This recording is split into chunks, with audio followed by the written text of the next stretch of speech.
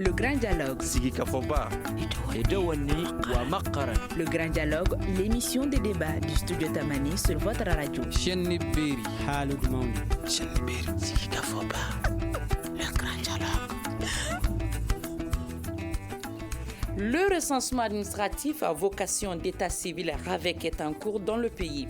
Son objectif est de permettre aux nouveaux majeurs de se faire enrôler. Selon les autorités, l'opération va durer 2 mois. Est-ce que ce recensement a commencé dans toutes les régions du pays? Les zones non sécurisées sont-elles concernées? Quels sont les défis liés à ce recensement? Le Grand Dialogue du studio Tamani pose le débat en partenariat avec le programme d'engagement civique PEC. Pour en parler, nos invités sont Dr Ibrahima Sango de l'Observatoire pour les élections et la bonne gouvernance, Fousséni Diop de l'AGICAD, l'Association des jeunes pour la citoyenneté active et la démocratie, Bagabini Keita, politologue, Cheikh Ouattara du Centre de traitement des données à base d'état civil. Bonsoir à toutes et à tous et bienvenue. Le Grand Dialogue. Monsieur Ouattara, c'est quoi le RAVEC?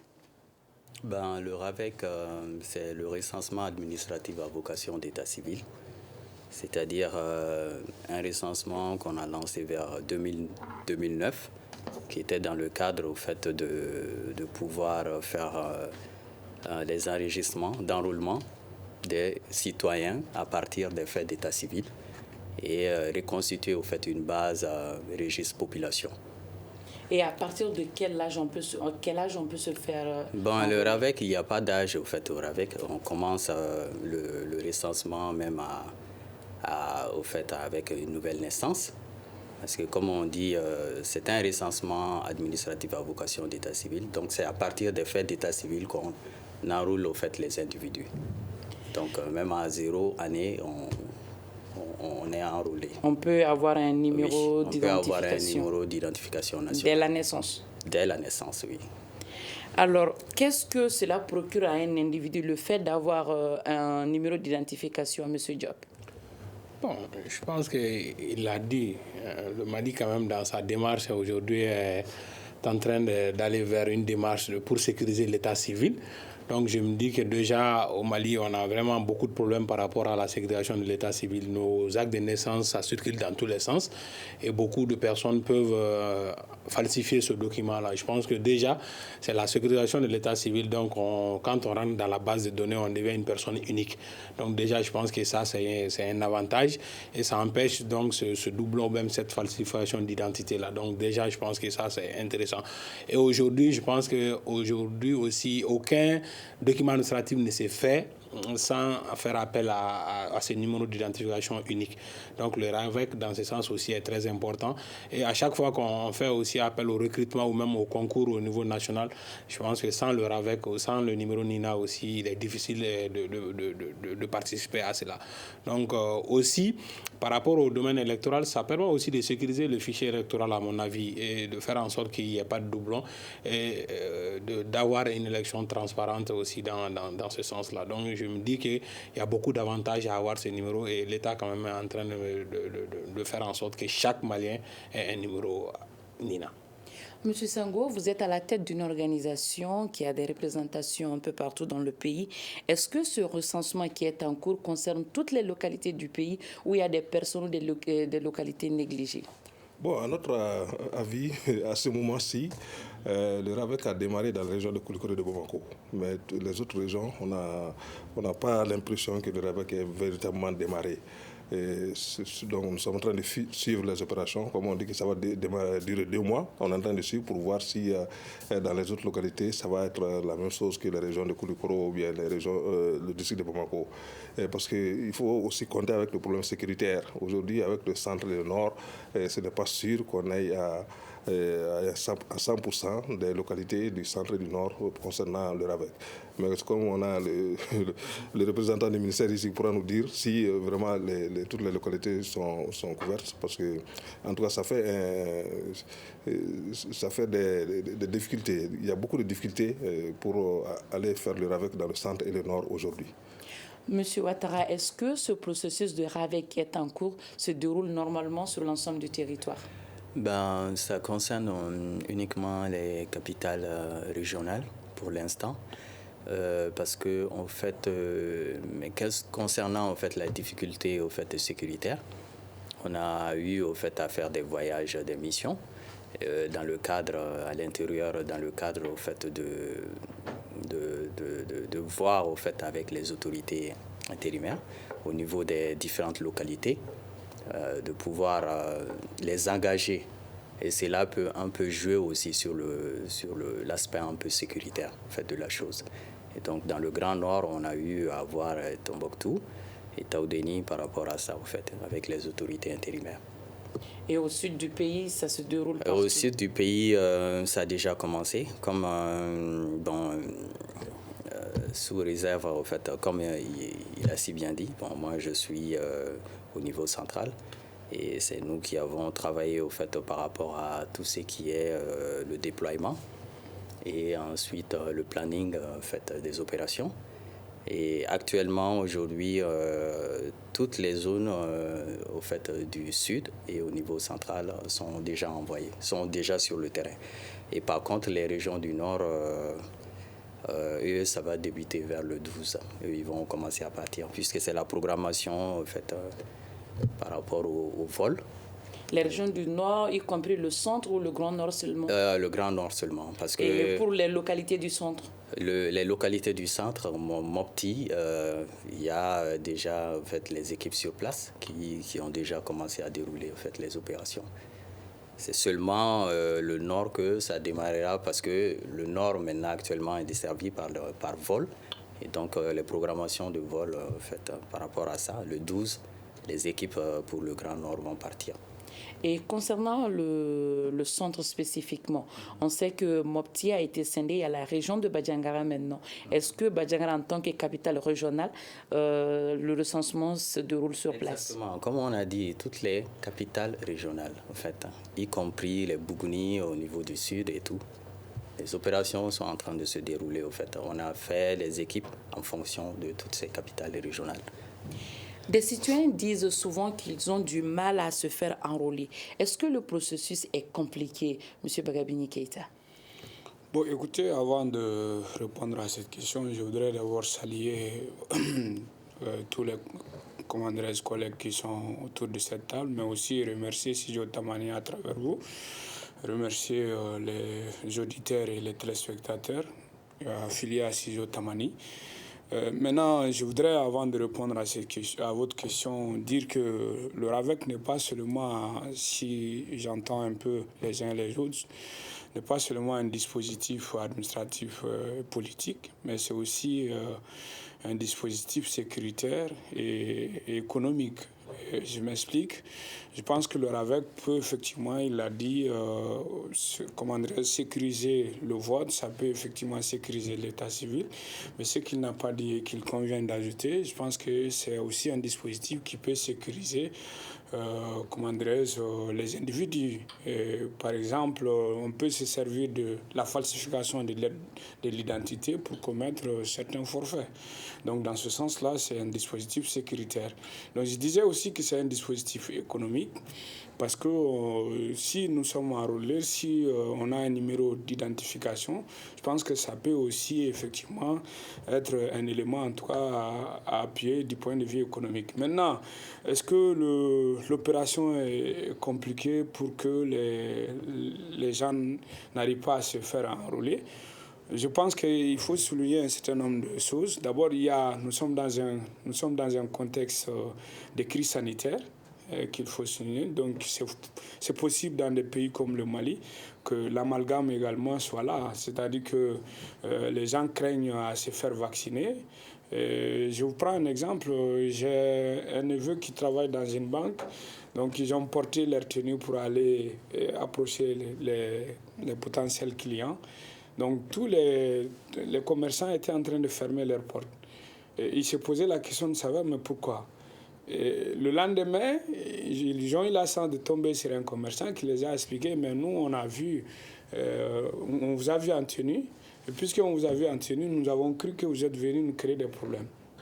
Et donc, je pense que c'est possible également, s'il y a des difficultés pour le RAVEC, donc les gens peuvent confondre. Donc, c'est un problème de communication. Oui, justement, il y a un problème de communication, de sensibilisation. Peut-être qu'il ne faut pas négliger, quoi. Comme M. Sango Diop, vous êtes dans une structure qui a des représentations également partout dans le pays. Vous avez des retours également de cette population civile. Ouais. Qu'est-ce qui pourrait expliquer que les Maliens ont du mal à se faire enrôler? Bon, je pense que le premier problème, c'est d'abord, je pense, le dispositif d'abord qui est mis en place. Parce que déjà, on dit que l'enrôlement va se passer, mais ça va se passer dans les capitales régionales. Imaginez quelqu'un qui doit parcourir 300 à 400 km pour arriver dans la capitale régionale pour se faire enrôler, ça peut être une difficulté. Parce que je pense qu'en premier lieu, le premier dispositif, on a fait en sorte que le RAVEC, le dispositif mis en place par l'État, soit encore plus proche des populations. Ça, cette fois-ci, ce n'est pas le cas. Et aussi, il a parlé du problème de communication et je pense que ça aussi, c'est un facteur aussi à noter. Il faut reconnaître que les canaux avec lesquels aussi l'État passe, notamment les radios nationales ou encore les spots qui passent sur la télé, doivent être aussi adaptés aux différentes langues locales pour expliquer un peu le processus et comment est-ce que le dispositif est installé, où c'est installé et comment il est adapté pour moi à chaque région. Je pense que ça aussi, c'est assez important. Donc, du fait qu'il y a cet éloignement-là des populations, ça, c'est un fait.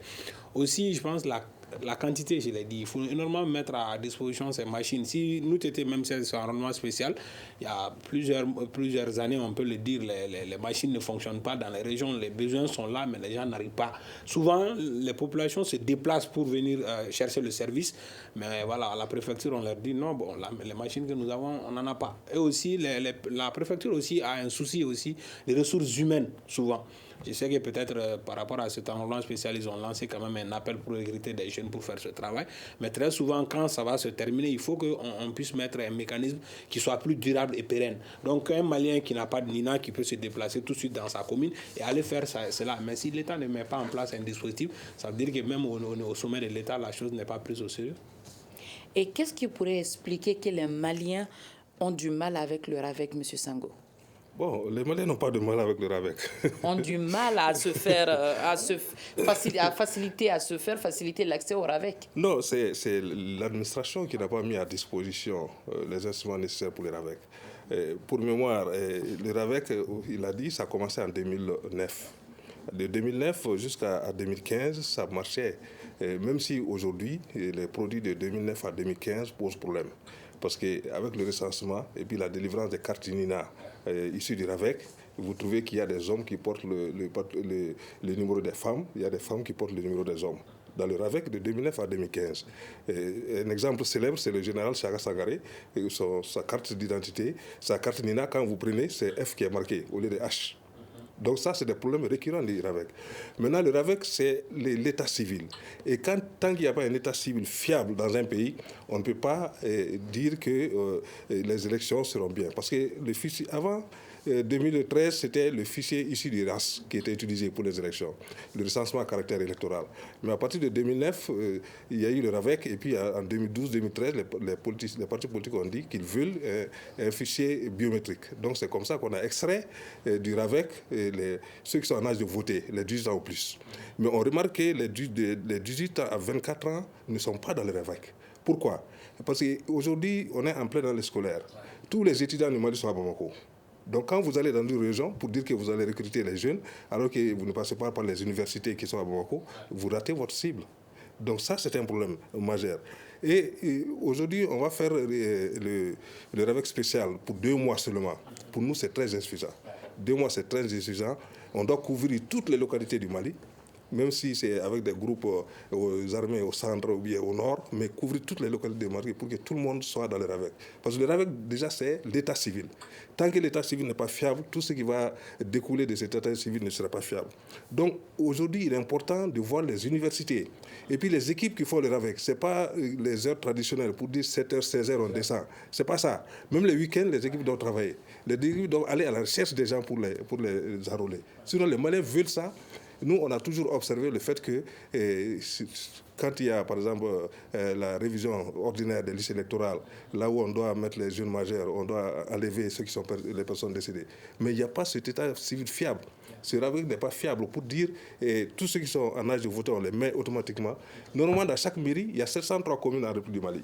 Dans chaque commune, on doit avoir le dispositif du RAVEC. C'est ça la fiabilité de l'état civil. Dès qu'un enfant vient au monde, on l'enregistre. Donc, quand on veut extraire de cette base les électeurs potentiels ou bien les électeurs ceux qui ont l'âge de voter, c'est très facile. Mais tant que dans les communes, dans l'ensemble des communes du Mali, il n'y a pas un dispositif fiable qui est relié à un dispositif central au niveau du CTDEC, on ne peut pas dire qu'on aura des avancées majeures avec cette opération spéciale. Pour résumer ce que vous venez de dire, manque de machines, parcourir des kilomètres pour se faire enrouler, des erreurs sur les noms. Monsieur Ouattara, est-ce que vous partagez déjà ces manquements soulevés par Monsieur Diop et Sango? Si oui, qu'est-ce que vous proposez pour remédier à tout cela? Au fait, ce qu'ils sont en train de dire concernant en fait, les machines, c'est des machines au fait, effectivement de 2009 et dont beaucoup d'équipements sont obsolètes aujourd'hui. Mais au fait, l'État a déjà rebondi par rapport à la question et a déjà commandé au fait 10 000 tablettes de technologie Morpho 2 et qui vont servir au fait, comme il a dit concernant au fait l'approche du citoyen. Aujourd'hui, ces tablettes sont munies au fait des puces 3G à 4G plus et qui peuvent faire les enroulements en temps réel. Et ensuite, comme on a dit au fait, dans le concept du RAVEC, la troisième phase, en réalité, le RAVEC, c'était composé au fait, de 3 phases. La première phase, c'était le recensement de toute la population. La deuxième phase, c'était la pérennisation, mettre au fait, les services au niveau des mairies et au niveau des centres d'état civil et pour pouvoir au fait, remonter les données au niveau central. Maintenant, la troisième phase, après l'épuration de la base, ça c'était de mettre au fait le logiciel, une application de gestion de faits d'état civil et qui va remonter au fait les données jusqu'au niveau du centre. Donc tous ces dispositifs en réalité sont déjà au fait dans la vision déjà. Et quand je dis dans la vision, c'est du concret parce que déjà on est sur la migration en fait, d'un nouveau plateau que l'État a mis plus de 12 milliards en fait, là-dedans, avec 10 000 tablettes déjà qui sont parvenues au niveau de chez nous.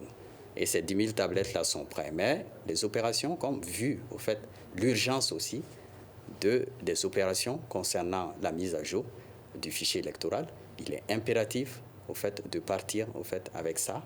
Et ensuite, après, les tablettes vont accompagner.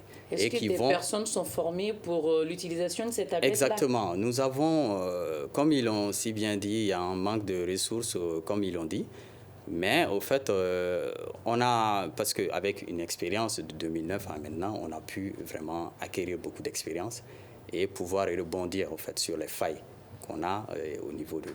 Et par rapport à ça, nous avons fait des recrutements et nous sommes actuellement en train de faire beaucoup de formations dans le cadre des spécialisations dans les métiers de l'état civil.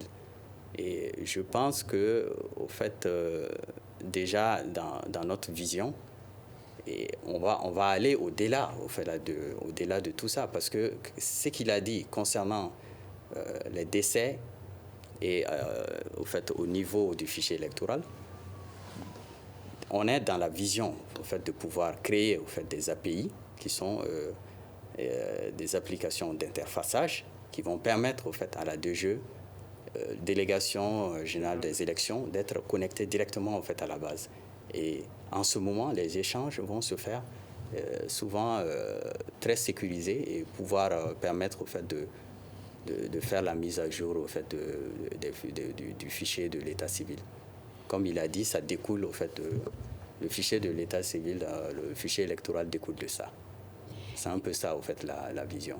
On remarque ces temps-ci que les Maliens vivant à l'extérieur ont un problème avec le RAVEC. Pourquoi?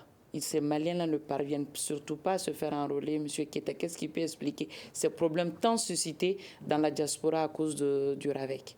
Bon, écoutez, avant de parler en tout cas de la difficulté au niveau de la diaspora en ce qui concerne le RAVEC, je voudrais quand même insister aussi d'abord de manière générale sur, notamment à l'intérieur du pays.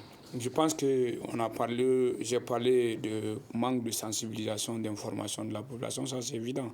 Même si vous mettez un dispositif, tout le monde est d'accord que c'est un bon dispositif, ça c'est pas le problème.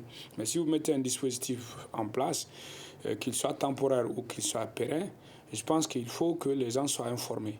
Vous prenez par exemple le cadastre qui permet en tout cas d'enregistrer le foncier des gens. Vous avez beaucoup de Maliens n'étaient pas au courant que le cadastre existe, à quoi ça sert, quelle est l'utilité. Donc je pense qu'il faut mener beaucoup de débats autour de ça. Donc si vous ne le faites pas et que vous mettez les dispositifs en place, et vous dites qu'au niveau des communes, il y a des équipes pérennes qui sont là donc pour enrôler les gens, mais si les gens ne sont pas au courant, ça ne sert à rien, donc ça sera des dépenses inutiles pour l'État. Donc je pense qu'il faut, lui-même, si vous écoutez M. Ouattara, le fait qu'on centralise le RAVEC au niveau des capitales régionales et Bamako seulement, c'est parce qu'effectivement, l'État lui-même est conscient du fait que le pays n'est pas sécurisé. Et déjà, si au niveau donc des autorités, on est conscient de l'insécurité qui mine le pays, évidemment, les citoyens auront peur aussi d'aller se faire enrôler au risque pour ne pas se faire, en tout cas, ne pas avoir de problème, je ne dirais pas forcément. Donc, il y a des problèmes sérieux, sans compter que nous sommes aussi dans l'insécurité n'est pas que guerrière, l'insécurité n'est pas que sanitaire, il y a ce qu'ils appellent aussi l'insécurité alimentaire.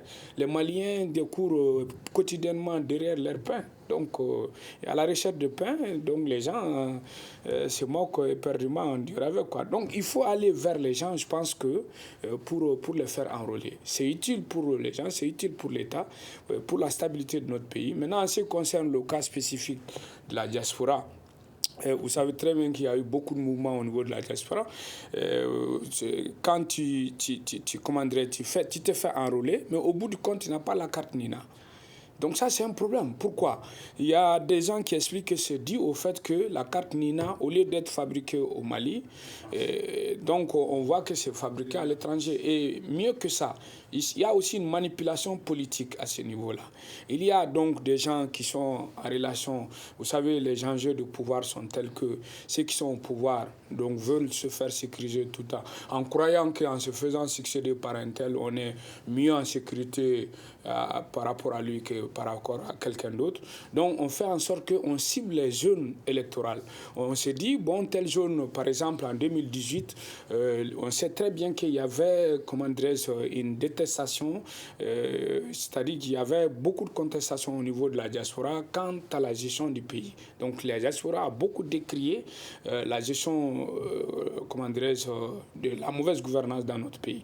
Et du fait qu'ils ont fait ces critiques, ils ont livré cette critique contre le pouvoir, on a estimé que, donc, en enrôlant, en donnant la carte NINA à beaucoup donc, de Maliens de l'extérieur, donc ça va donner la possibilité de se faire battre par le camp adverse. Donc on donne plus de voix au camp adverse. Donc au fait, on n'est pas là pour faire un travail à long terme, mais très généralement, on est dans des calculs politiciens et qui fait que les uns et les autres se trouvent dans des situations telles qu'ils sont bloqués. Et c'est ce qui explique qu'il y a eu beaucoup de crises au niveau de la diaspora par rapport à la carte NINA.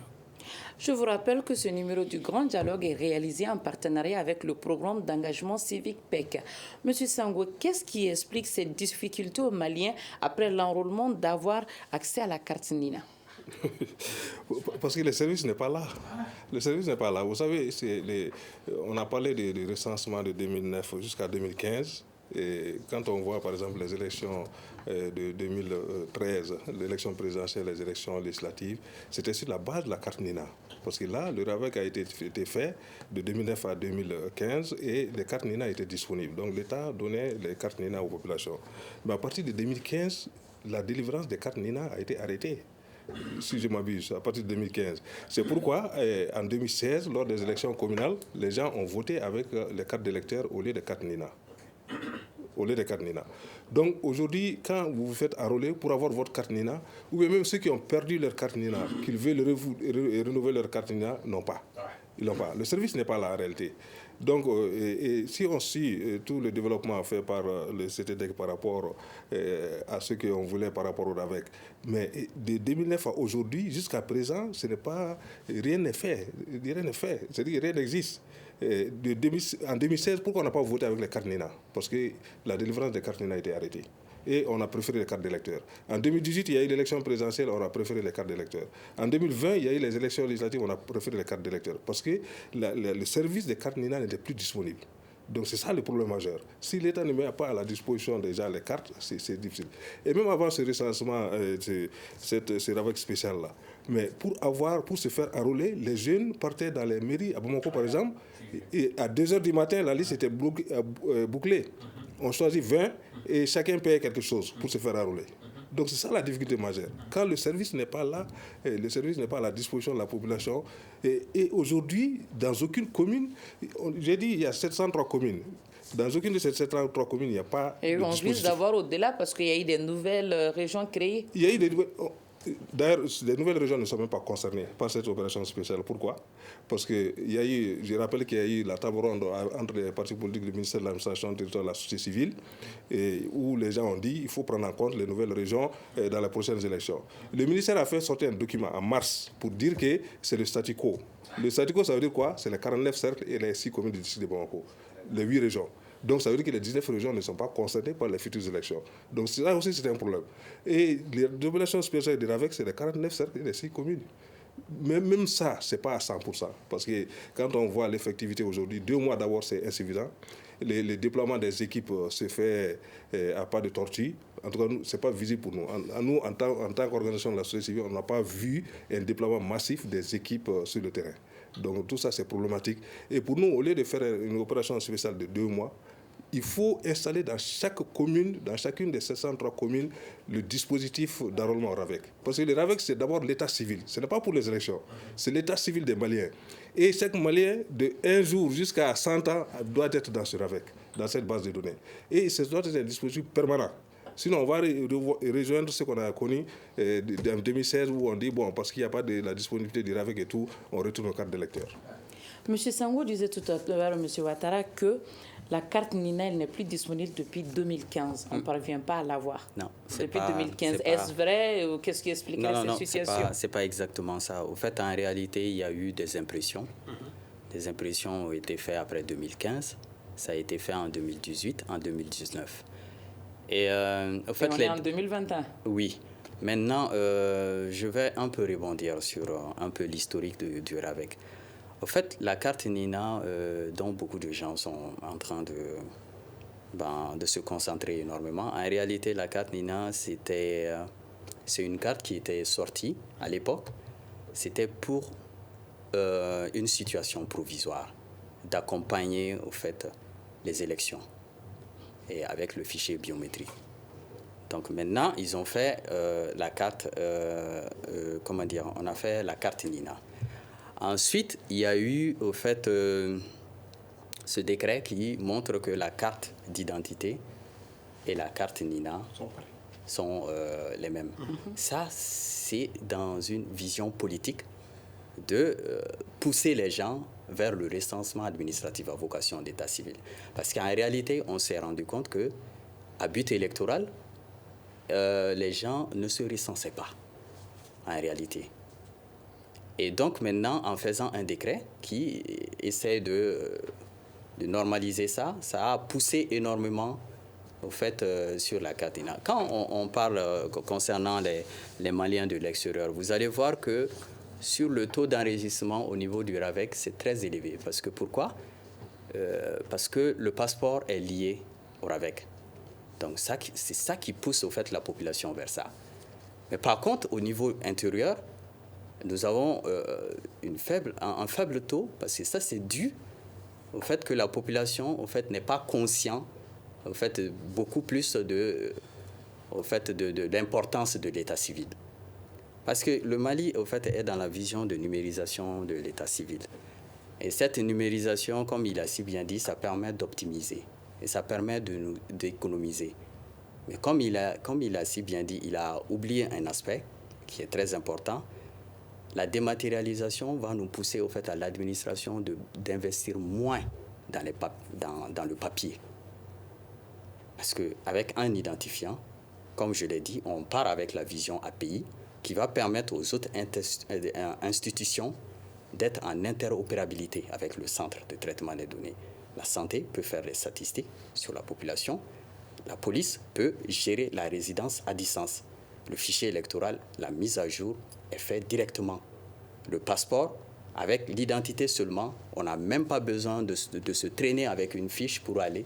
C'est déjà, au fait, à partir de l'identifiant, on peut savoir ce que vous avez. Vous avez un permis, vous avez un truc. On peut retracer, au fait, tout ce que vous avez, au fait. C'est la vision par rapport à ce que l'État est en train de faire. Mais comme nous, on est en train de... Quand vous partez dans les autres pays, où j'ai fait beaucoup d'études, des voyages d'études, dans le cadre, au fait, de voir d'autres modèles, le choix technologique que le Mali a pris, c'est le meilleur choix. C'est le meilleur choix, c'est mais le meilleur la choix. carte Nina, Non, la difficulté de l'avoir, je reviens à ma question. Qu'est-ce qui fait qu'on ne l'a pas Je vais en venir à la carte Nina, parce que la carte Nina, en réalité, déjà, on est dans l'aspect de la CEDEAO. Et on a déjà une carte CEDEAO. Le Mali étant membre de la CEDEAO. Il y a eu déjà des voyages d'études qui sont partis au niveau du Sénégal, dans le cadre de voir le modèle et de voir dans d'autres pays de la sous-région. Et le Mali est dans la vision de faire une carte CEDEAO, de partir par rapport à ça. Parce qu'en réalité, la carte Nina, quand vous regardez la carte Nina, je vais en venir, quand vous regardez la carte Nina, il n'y a pas toutes les informations au fait de la personne sur la carte Nina. Vous allez voir que la carte Nina s'arrête juste au niveau de la commune. C'est pour vous dire que c'était dans le cadre du but électoral.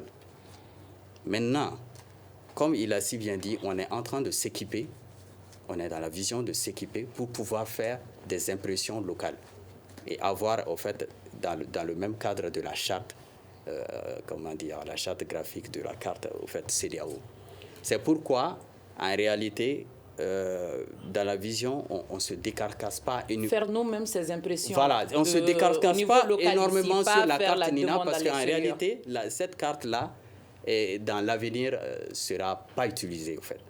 Ce n'est même pas dans la vision. Parce que quand vous regardez, et comme je l'ai si bien dit, c'était à but électoral. Quand vous regardez, ça s'arrête au niveau de communes. Beaucoup de gens même venaient. Monsieur Diop, je vous vois, vous voulez parler. Est-ce que vous êtes d'accord que cette carte Nina puisse s'arrêter là, on court derrière, on veut changer de nouveau encore? Mais on avait la carte d'identité biométrique qui avait été instaurée, où il y avait eu un marché, il y a eu un problème en fait, dans le marché, en fait, dans l'attribution du marché. Mais aujourd'hui, tous ces pays-là sont en train de partir. Parce que la carte Nina, même quand on part au niveau... Par exemple, j'ai été avec l'autorité sénégalaise, et ils se sont énormément plaignés de la carte parce qu'ils se sont dit, votre carte-là, il n'y a pas de durée de validité. Et ce qui fait que nous, au niveau de vos citoyens, et on a arrêté énormément. Et quand ils ont présenté leur carte,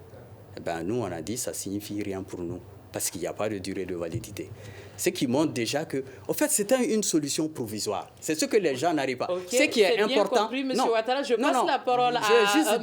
Diop qui a envie de dire un petit mot. OK, 2 secondes. Allez-y. Voilà. Ce petit mot-là, c'est quoi? Oui. C'est qu'en réalité, ce qui est important, c'est de se faire enrouler et d'avoir ces données dans la base RAVEC.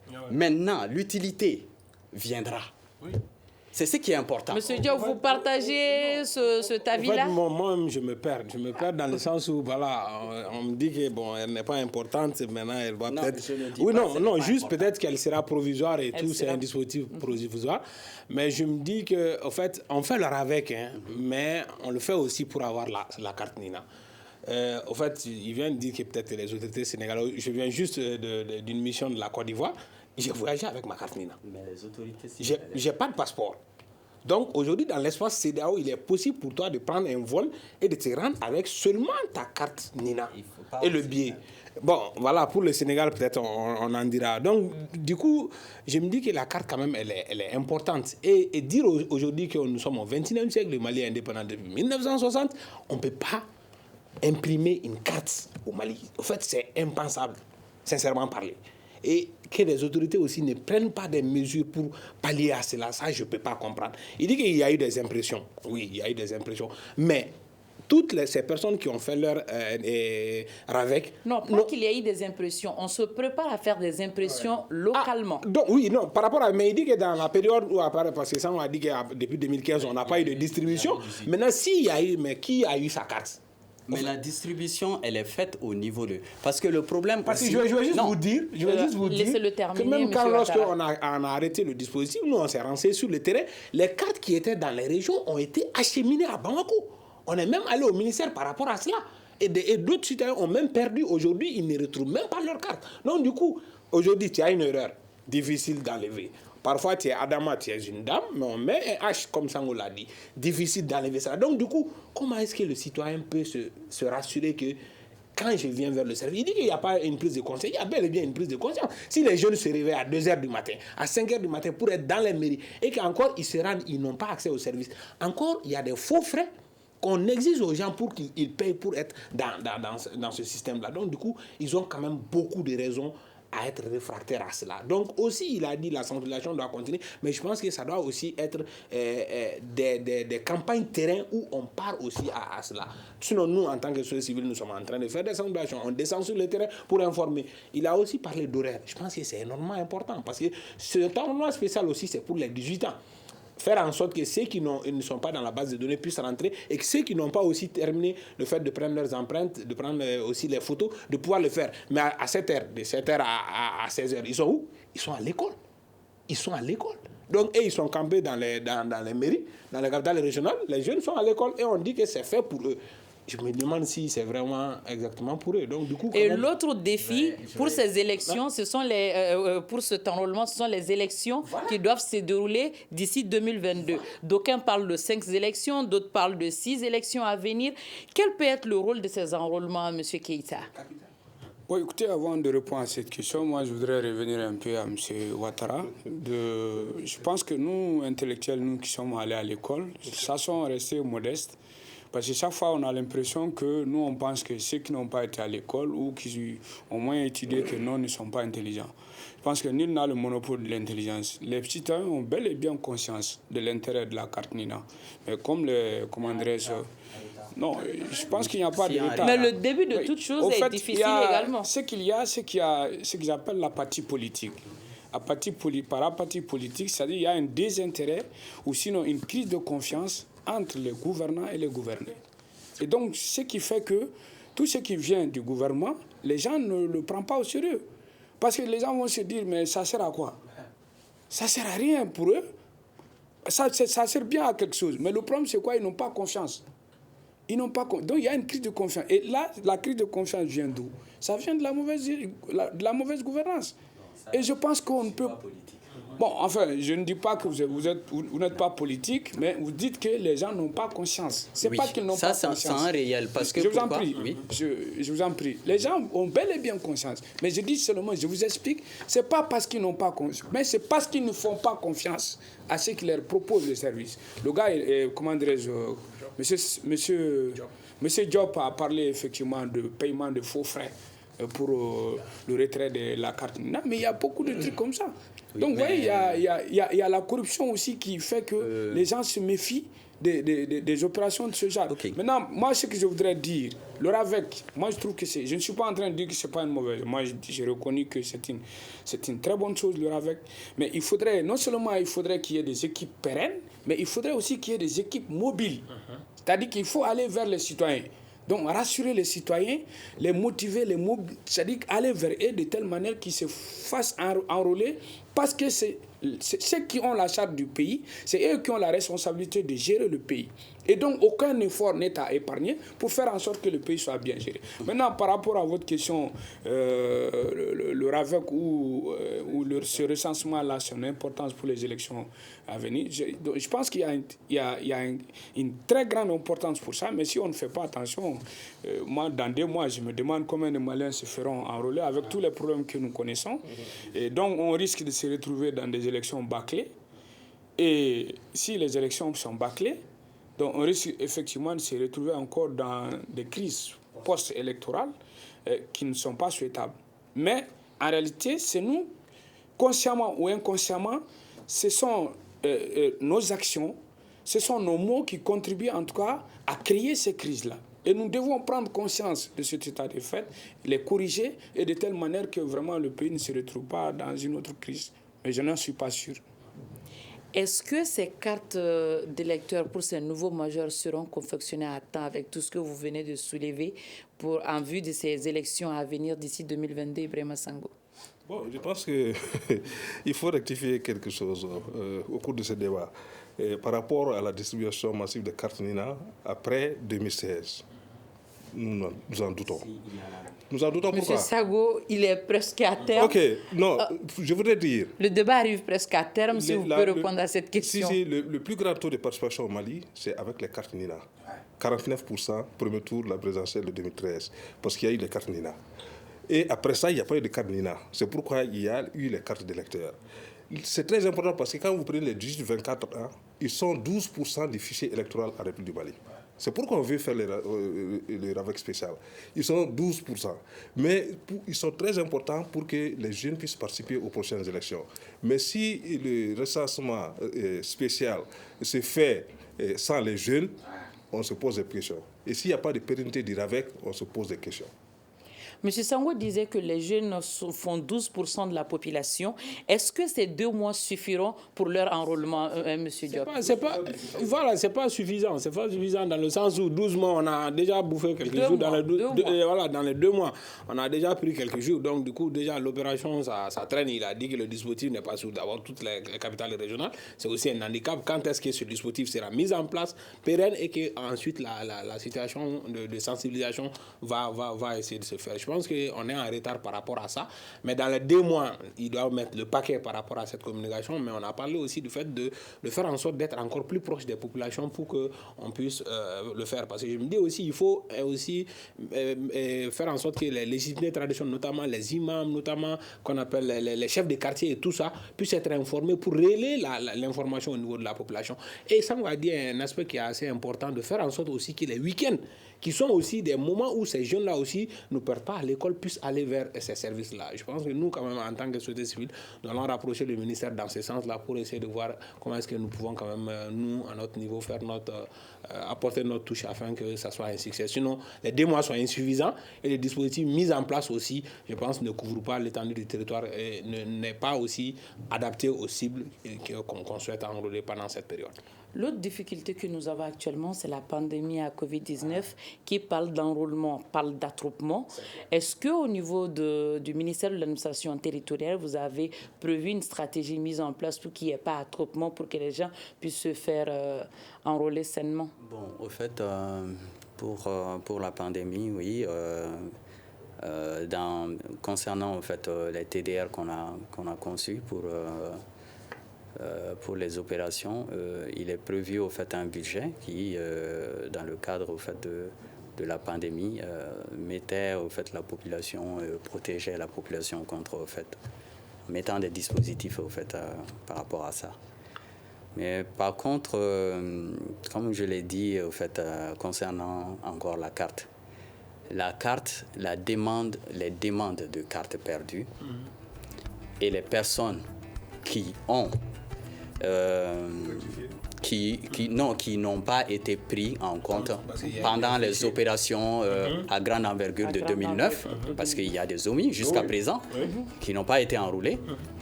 Et ces demandes-là sont déjà au niveau de la base de données. Allez-y, il ne reste qu'une minute. Voilà, déjà au niveau de la base de données, ces gens-là sont déjà pris en compte. À chaque fois qu'on fait une impression, eux, ils sont déjà pris. Et les demandes, y compris les demandes, en fait. Maintenant, la distribution de la carte.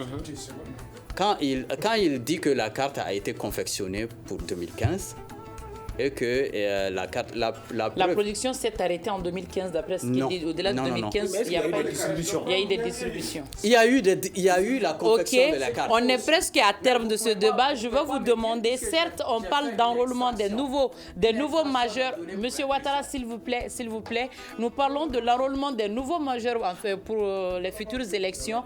Quelle peut être aujourd'hui la stratégie pour booster le taux d'enrôlement aujourd'hui? Je commence par vous, Bagabini Keïta. Oui, mais moi je En dis quelques secondes, 10 secondes. Non, je dis qu'il faut des équipes mobiles pour aller vers les populations. 1, 2. Ce qu'il faut aussi souligner, c'est que quand vous dites qu'effectivement en 2018, on a voté sans la carte NINA, mais c'est que l'obtention de la carte électorale a été conditionnée à la détention de la carte NINA. Ce qui a joué, c'est le taux de participation. Monsieur Sango, quelle peut être aujourd'hui la stratégie pour booster le taux d'enrôlement durant cette opération de RAVEC qui va durer 2 mois? C'est de mettre en place des équipes mobiles et de s'adresser vraiment aux cibles qui ne sont pas dans les capitales régionales, mais dans les universités, dans les écoles. Il faut aller là-bas. Monsieur Diop, c'est exactement ce que vous voulez dire. Je pense qu'il faut aussi faire en sorte de vraiment impliquer davantage la société civile. Et aussi, il y a des acteurs terrain, les associations sont là. L'État n'a qu'à se servir de ce mécanisme pour faire en sorte de diffuser encore plus d'informations. Et ce que ça m'a dit, il faut le répéter. Merci beaucoup, Fousseini Diop. C'est ce qui met fin à notre émission, le grand dialogue consacré au recensement administratif à vocation d'état civique à RAVEC. Un grand dialogue réalisé en partenariat avec le programme d'engagement civique PEC. Ils étaient avec nous, M. Cheikh Ouattara du Centre de traitement des données à base d'état civil. Merci. M. Fousseini Diop, Bagabini Keita et Dr Ibrahima Sango. Je suis Mariam Maïga. Merci d'avoir suivi et à la prochaine. Le Grand Dialogue. Le Grand Dialogue, l'émission des débats du studio Tamani sur votre radio. Shenni Beri. Halud Mauni. Shenni Beri. Sigi Kafoba.